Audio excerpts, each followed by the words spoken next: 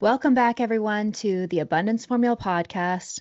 I hope everyone's having an amazing spring-like day. We're having amazing weather here in Tennessee. It's supposed to rain all weekend, but it's really, the spring vibes are here. So I hope it's here to stay, honestly, because I'm just ready at this point. The dogwoods are blooming, what do you call those? The Bradford pears are blooming.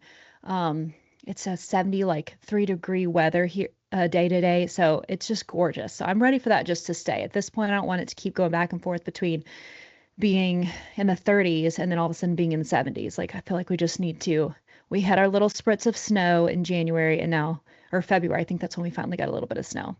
I'm ready to move on, people. So I'm super stoked also that the time is supposed to change on Sunday. I can't wait for the light to be longer in the day. I just personally, that's when I just really thrive. So I don't mind waking up early. You guys all know I'm a morning person. So I am not bothered by 1 hour less of sleep. I'm ready for the day to feel longer, brighter, happier. For me, that's just vibing higher. So I am really excited for the new season to come. And I can't even believe that spring is technically even just March 20th. So it's just literally a couple weeks or so around the corner. So hope you all are having a great day. Today's podcast episode, I'm going to do my best to keep it together, honestly, and not just cry throughout. I'm going to try to keep it together because it's just a really special episode for me today because a few weeks ago, or 5 weeks, January, let's see, it was January 22. I introduced you all finally. I'd been talking about her for many, many episodes. My amazing friend and therapist, Arlene McFarland, Dr. Arlene McFarland, and just how she transformed my thought processes around healing and identity and truth and thought process and just understanding the brain and how it works. And just, she's so incredible and she's made such an incredible difference in so many people's lives. And so I had her on the podcast January 22. And she just briefly even mentioned on that podcast that she has bone cancer. She has leukemia. And she'd had it for over 5 years. She was given an original prognosis of only, like, I'd have to go back and listen. I can't remember. She said it was 1 year, maybe 2. I think it was just 1 year, honestly. And she ended up far surpassing that. And so she'd come on the podcast January 22. And even before getting on that podcast, we had been texting, and she had told me that she'd been to the doctor lately and that they were saying her labs were really not looking good and that they really thought maybe she only had a couple of months left. And before she told me that, I had reached out to her and said, hey, after one of our sessions, I said, hey, I'd love to have you on the podcast. And then that's when she told me that. She said, I honestly don't know if we'll have time to execute it. But then, just in classic Arlene fashion, she's just so serving and so giving. And she just was like, but let's go for it. So I had her on the podcast and it was such an amazing episode. I had so many of you reach out and just say you were so impacted by it. And so I'm so grateful that we got that podcast in and we'll forever treasure that. And then I visited with her February 19th, so just 2 weeks ago today. And because she was really starting to feel a decline. So myself, my mom, and Kellen, she's helped out all of us, went and just got to hang out and chat with her and just be with her and talk with her. And she is just somebody, I'm going to go through, this episode is in her honor because a week ago today, so on February 26th, so just a week after we visited with her, she passed away. And so this episode, see, I gotta keep it together, you guys. This episode is just in her honor to talk about some really specific things that really stood out to me about her and why she was just different than so many people. But what's encouraging about the things that made her stand out and just be so impactful are things that any of us can do and can apply and just make the most incredible ripple effect in the world, just like she has. And so I want to share those things with you today so that we can continue all living on her legacy. And if we can even just impart a fraction of who she was into the world, it's going to be a much better place for everyone. And so that's what this episode is about today. It's going to be, honoring who she was and the impact she made, and to just tell you a few things that I noticed specifically that impacted me and have changed the way I've showed up in the last few years. And that maybe you guys will start to apply those things to your life and the people you care about and love, and in the work that you do to make even more incredible, lasting impact. So, the first thing that I always loved and realized really quickly about Arlene is that, number one, and write these things down, you guys, when you get the chance. So, if you're somewhere where you can right now, grab a pen and paper, or save this episode to refer back to later so you can write these things down. But number one, she chose her energy intentionally. So one thing I loved about Arlene is I'd say she has capital E energy. So not just energy, but capital E energy. And how I would define that is not a frantic kind of energy, and not a the performance kind of energy, but the holistic kind where you experience positive, enduring mental, physical, and emotional vibrancy from her being in the room. That's what she brought to every room that she was in. And it didn't matter if it was a solemn space, you're about to have some kind of session and you're working through trauma or what, she still brought this positive vibrancy. Not a positivity like in your face because you're kind of maybe down or solemn, like just an energy that like moving upward, that we're not going to stay down, we're going to go up. So not an obnoxious energy, just a holistic movement type energy that we're going in a better direction together. And it was one that was contagious.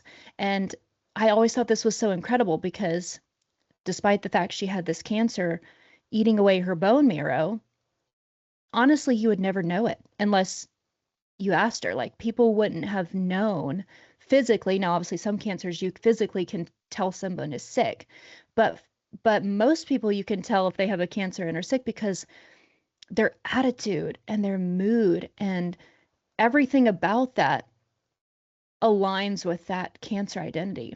And that was never her. She chose that energy intentionally, and she brought it intentionally into every room that she entered. It was not accidental. She was the queen of intentionality, which is just, as you've heard in so many of these episodes that we're on theme with this year in our goal of expansion and growth, is intentionality. She didn't leave her internal state up to chance or circumstance. She would essentially pre-decide how she intended on feeling each day, and the energy she wanted to bring to each day. So her emotional state was something that she chose and not something that the environment decided. And I think that's really huge for all of us to consider, because that decision became her compass. And when the inevitable storms of life would come in from day to day, it allowed her to be able to re-anchor much faster. And it's the same thing for all of us. If you choose your emotional state, the environment won't choose it for you. But if you don't choose your emotional state, your environment will choose it for you. So Arlene understood something that was even deeper, which was that your identity is the ultimate anchor. And so she knew exactly who she was, and this clarity guided her and how she decided to to show up both internally and externally every single day. So her true identity was what helped her decide how she wanted to feel and be each day, and was that center point that she'd bring herself back to, even if something negative or bad would happen in a day. So that's the first thing that I absolutely loved about Arlene, is that she chose her energy intentionally. And I think that's something every single one of us forgets to do. And it's something we have to start moving to the top of our to-do list to start every single day. How do I want to feel today? How do I want to move through today? Even if I experience controversy today, how do I intend to feel at the end of that? Because that's how you're going to move through the controversy. Is if this is the end product I want to get to, that's going to dictate how you move through the controversy, how you move through an argument, how you move through an obstacle, because you know where you want to end up. So every decision you make is a pivot to get there. If you have no idea where you want to end up, then you are freelancing your way through that argument or through that controversy or through that problem you're trying to solve. You don't have a compass. You don't have a map. You don't know your actual destination. And that's a dangerous place to be. And so don't be surprised if it's not most often where you want to end up, and you figure it out way later after maybe damage has been done with the things you've said or mistakes have been made. But so much of that can get sorted through if at the start of your day you think through your day and decide where you want to end up. If you know you're going to work, if you know the things you're going to encounter in the day, pre-decide, pre-think ahead of what obstacles might happen, what things might go well, how you want it to end up well. Make the intention at the start of the day how you want to feel, and hold tight to that and use it as your navigation tool to re-anchor when crazy stuff shows up. So loved that about her. Number 2 is that she refused to live from that false identity. And I think this is so just incredible, just sort of springboarding upon that. Again, she was extremely ill, but if you had just met her, and even if you'd spent time with her, like even in our sessions, I had known, my mother met her first, so she had known and been in therapy with her first. So I knew because my mom had told me that she had leukemia. She never once mentioned that in any of our sessions. She also, I think, after a while knew that I knew, just because obviously my mom's my mom, but she never talked about it. She never mentioned it. She never tried to use herself as some kind of example. And she didn't talk about it. Why? Because it wasn't what she identified as. It wasn't any part of her identity. So it didn't matter in who she was going to be today. And so I think that's what's really cool. Is like, she wasn't pretending it didn't exist. Obviously, she was highly aware. And that doesn't mean she felt awesome every day. You know what I mean? But she didn't identify with it. It wasn't her identity. She didn't let it define her. She never made statements like, I am sick. I am a cancer patient. I can't do XYZ because, I have cancer. Those are all identity statements. No. In fact, what's such a neat little story with her situation is that, and she sort of mentioned it very briefly, because again, she's just not even trying to make her life or legacy about that, which I think is just incredible and such a statement to who she really identifies as. But she mentioned that she had retired from her therapy job, her own practice before, and she got sick. And so, was tired and figured that's where she would be.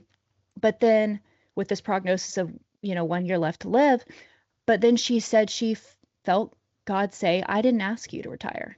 You might have cancer, but I didn't tell you to retire. So she contemplated on that and then decided to get back to practicing, but for free. And how incredible is that, you guys? Like, somebody who is a master at what she does. Was a specialist in EMDR, and so many therapists aren't trained to use that incredible healing tool. And she was and could charge such high dollar. I'm telling you, we've been to therapists before, many therapists before, and it can be $500 a session, and so many people who need help. That's very difficult to do. And you have to do it consistently for stuff like that to really work and to really get through and for them to make progress with you. And that's just so difficult. It's the difficult part about the mental health industry and all of that. So how incredible that not only do you have cancer, and certainly aren't feeling well. Okay, I'll go back to work and I'll do it for free. She decided it was going to be her ministry. And then what an incredible, aspect of her story that she decided to do that. And she far surpassed her prognosis. Over 5 years. They gave her a year. She lived over 5, and she said even on the podcast episode that I had her on that, for her, continuing to see clients and invest in people gave her life. Like, she actually felt better continuing to do that work as opposed to just, piddling around the house or trying to find out. She loved golf. She definitely loved to play golf, but, investing in other people and impact gave her life. And I don't think that was by chance. I think that's exactly how God intended it to be.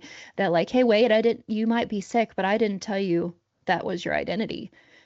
You're still called to go impact people. We've got much more time left, that diagnosis doesn't dictate the time that we have and the people I have intended for you to impact.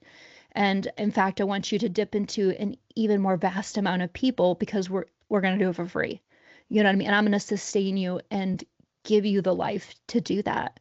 So I think that's so incredible that even while battling cancer, she resumed serving people and for free. And that serving others gave her life, literally, despite what science had to say about it. And, you know, she literally continued helping people in that way until literally the week before she passed away. And that kind of purpose-driven living is rare, but it doesn't have to be. It comes back to, again, raising our awareness that that kind of living is possible, and it's the most life-giving way to live you could be. And get aware of it and get it on your radar. Put it on a list. You want to talk about a to-do list? That needs to be at the top, right? Living intentionally in a purpose-driven life. So that was number 2. Number 3 is that she believed transformation must be experienced. It couldn't be taught. And I can't tell you, I have not interacted with definitely not a therapist, let alone a leader of any kind that really embodied and believed that. She was really the first person I met that truly lived by that principle that transformation must be experienced. It can't be taught. You can't just tell somebody. It doesn't matter if you give someone the experience or you tell them all the know-hows, all the personal about, you can't tell it. It has to be experienced. And so she was the queen of incredible questions. And you all know I'm obsessed with asking questions and curiosity in that way. It's one of my favorite things. And she just, as I was in my sessions with her and would hear about Kellen's sessions with her and Mom's sessions and other people I knew that we'd referred to her, like she didn't lecture, she didn't impose answers, she didn't ever try to control the outcome or control the room. She literally just guided people on a process of self-discovery. And that's so rare because so often we want to control the transformation. We want somehow for that to be in our control, to feel like we imparted it somehow, to give some form of advice. And she had the level of faith to just let the transformation happen organically and just guide people through question asking, their own process of self-discovery, which is why transformation would stick. She would help them discover better ways of making decisions that might be shaping the way their lives are being lived, helping them build habits and processes around creating real growth. And she did all this completely judgment free. She never was trying to, with her questions, guide you down a certain path that she felt was right or away from something she felt was wrong. She always stayed completely neutral, and the goal was to guide you through questions into spaces in your mind. And even once she even got you into space into your mind, she would just let your mind go and let you follow where your mind would lead and let the reprogramming happen. And she would just, interject here and there if she would see different physical signs, maybe you're getting stuck or that you saw something or experiencing something, as she'd seen something emotionally, and she'd ask another just valuable question, how you could, what you thought about that. And she was just the best at helping to help you discover truth, ultimate truth, unbiased truth from within yourself that was always there, but got misguided, misinterpreted, buried down, or was a truth you were holding on to that wasn't even yours. And so she never tried to take credit even for anyone's transformation. You can hear on the episode that I had her on, like, I'd be like, how are you so good at asking the right questions or creating the space or how are you so good at facilitating the space? She'd be like, I'm not doing anything. I get people in the room and I let God do the rest. And for people she would work with that didn't believe in God, she would let guiding them into the space where they could experience ultimate truth through the right question asking or unconditional love, let that speak to them. And she noticed commonalities in the paths that the brain would lead people to, different signs of images they would see, because our prefrontal cortex sees and processes through metaphors and imagery. And she explained this to me before we would go. So like as she would do the EMDR stuff, you might be working on a specific limiting belief and you would see things in your mind that weren't actual real memories of yours, but you would just see things. And it's the brain processing, you sorting through this belief, and you would arrive in a place in your mind in this imagery where you confront the truth and what you really needed to sort through, the belief, and you would deal with it in this kind of imaginary world. It's very strange sounding from the outside, but it's absolutely incredible and it's scientifically proven. But she would always say, it's not me doing the transformation. And I'd be like, but you're the facilitator. She's like, I get people in the zone and then I let it work. I let the incredible brain that God made work, how it's going to work in that specific person, whatever their belief system is as far as spiritually. She knows that the brain will do what it was created to do if she can get them in that right space.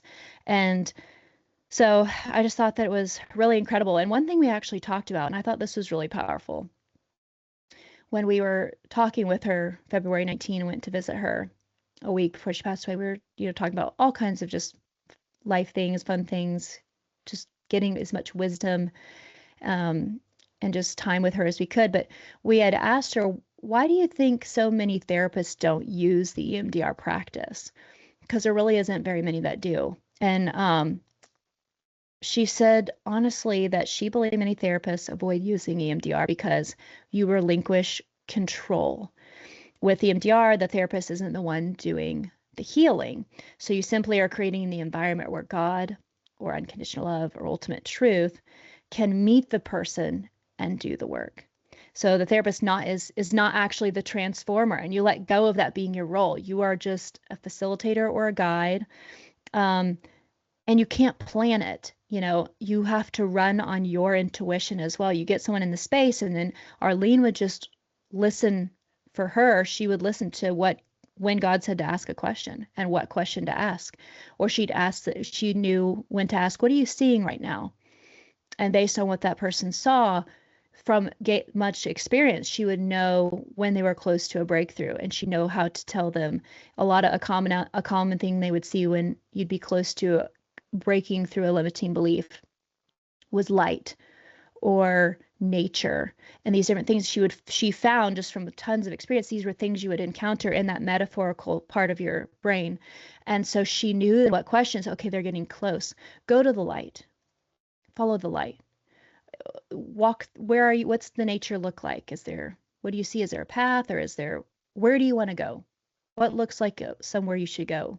And then you go in your mind. And so she surrendered to God's power in the process of what he's already created to happen in processing in our minds to heal and to access ultimate truth and unconditional love.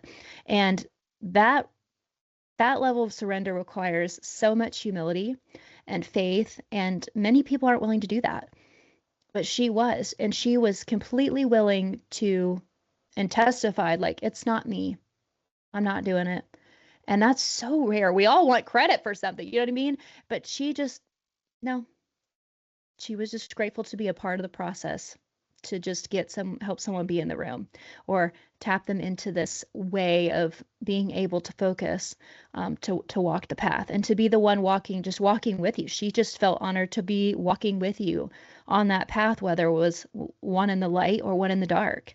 And because she would lead in that way, that's why the transformation, anybody who experienced therapy with her, or just interacting with her, chatting, would experience lasting transformation. That is the stuff that sticks, is when you experience a transformation process. So you work through things in your mind, and you're answering the questions and sorting through the mysteries in your mind, and putting it in the right filing cabinets, if you will, in your mind. And so that's just something that so many people aren't willing to do, is be humble enough to try to not take the credit and give space for someone to have their own self-discovery process and just be there with them on the journey. And so lastly, one of my favorite things about her was that she wasn't interested in being right. She was interested in truth.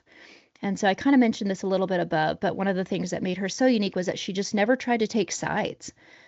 I'm sure that could be hard as a therapist. You hear all kind of wild and crazy things, you know what I mean? Like whether you're on the talking to the quote unquote good guy in the situation or the bad guy, right?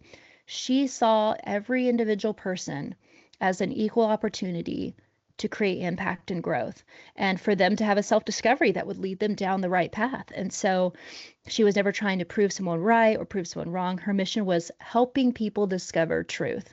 So the truth about the fears driving someone's decisions, or the truth about the beliefs that were shaping their actions, and taking accountability for what that was, and if you wanted that to change or stay the same, and truth about the lies people unknowingly carried about themselves or others, and the truth about the lens through which people were seeing the world.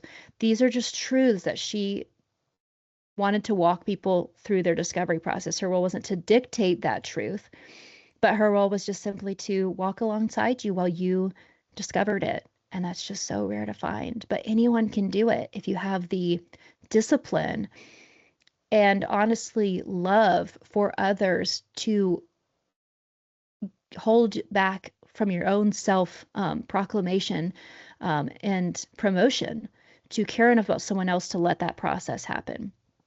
And because whenever someone believes in your capacity to find truth, even when you're in a dark place, it gives you courage to keep going. And she really functioned on this whole process that, sometimes when people are hurting, almost said that really Southern, hurting, I caught myself.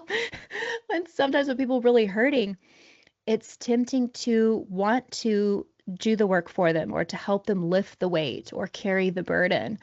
And oftentimes what happens is when we do that with good intention, meaning to be helpful, it can subconsciously really communicate to somebody that we don't think they're strong enough to do it, that they're not really capable of handling the weight. And that's not what we're trying to communicate. They are, but through weightlifting, if someone needs to get stronger, me moving the weight through their range of motion with their arm, but me doing it doesn't get them stronger. And it signals to them, I don't think they can do it. So our role as supporters is really to help someone believe that we know that they can lift the weight, that they can do it, that they are strong enough, that they are capable, and that we believe they are. And that goes so far with people, belief. And it's more empowering that someone believes that you can do it, not that you need them to be able to do it. And that is long-term transformation as well, that she realized. And so again, in this discovery of truth and working through stuff, it would get hard when you get pitted up against a truth that you've held on to and it's not really true, and you've got to make the choice to let it go or to not, for the sake of your expansion and happiness and joy, and to even continue living in some circumstances. It has to be you that chooses it. And when you do, and someone believes you can make the choice that is best for you, that's empowering and that sticks. So I think that was just something that's super amazing. But she also, although she was giving you the autonomy, you also knew you weren't alone. And that too matters. Connection and knowing that someone is there to support you. They're not going to support you in carrying the burden for you. They're going to let you experience the pain of that moment so that when you make your choice to change, or you make your choice of the new truth, or you decide to let go of that limiting belief, or you decide to move into discomfort, the new space that's uncomfortable, and leave the old space that was comfortable, even if it was a bad space, it was just familiar, but you choose to leave it now. That hurts, and it can be hard to watch someone hurting, but she would let you feel and move through those experiences in autonomy, but you also knew you weren't alone. And it was such a delicate dance that she knew exactly how to do, and was just so impressive, and something that I want to continue to just emanate in everything I do, especially as I move into this life coaching aspect of our business. That is what I want to do, and be just exactly like her in that area, and that she was willing to be there with you on the path when it was light, and she was there with you in the dark. And so that was just so incredible to experience with her and to watch her do that in other people. So, in closing, about our sweet Arlene, she didn't just help people heal, she modeled a way of living that is accessible to each and every one of us, a life that was rooted in intentional energy and unwavering identity, deep humility, and the courage to pursue truth. And if we could all carry even a fraction of those qualities into our own lives, her impact would continue rippling through the world in ways that we all will never even fully see, but it's happening. But that's the beauty of a life well lived, and it keeps transforming people long after we've gone. So thank you, Arlene, for everything you've done for the world and for all the people I care about and myself. And I just hope and pray that everyone who is listening today will even try one of those things to implement into your life. But all four is going to be life changing, not just for you, but for anyone you're going to come in contact with. And if this episode was helpful or enlightening or powerful to you in any way, shape, form, or fashion, please share it with somebody else that you think could use the information, the wisdom, because that is how her message will continue to travel. Is if it hits you somewhere, send it to the first person or people that come to your mind, and follow the intuition and send them the link to the episode so that they can listen and tell them the same thing, because this is really powerful stuff that we just need more of this in the world, and most people just don't hear about it. And I was lucky enough to get to experience it firsthand with Arlene for years. And I wish all of you could have experienced more of her for years and years like I did, and get to absorb and glean all of her love and her wisdom and her tips and tricks. But this is just one way that I hope to impart some of that to any of you listening and anyone that you guys might know that I don't know. So I hope you all have a great rest of your week, and I'll catch you on the next one.